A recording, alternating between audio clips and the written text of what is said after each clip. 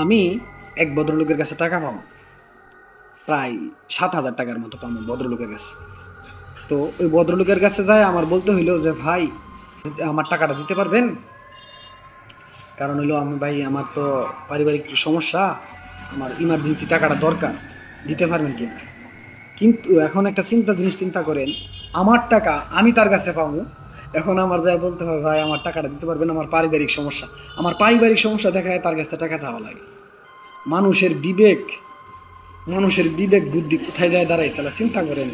আমি তার বিপদের সময় তারে টাকা দিয়ে চালাইছি, যে কোনো কারণে বিপদে পড়ে সে আমার কাছে টাকা নিয়ে চলছে, চলার পরে এখন আমি তার কাছে আমার পাওনা টাকা তার কাছে চাবো, আমার একটা সমস্যা কিংবা আমার একটা স্কুইজ দেখায় তার কাছে টাকাটা চাইতে হইতেছে। এইটা কি আসলে মানুষের রীতি? আমি বুঝলাম না ভাই। এই পৃথিবীরা, ওগুলো তো মানুষ, ওগুলো রক্ত মাংসের মানুষ, ওগুলো শরীরে রক্ত আছে, কালার এটা জানি না কিন্তু রক্ত আছে।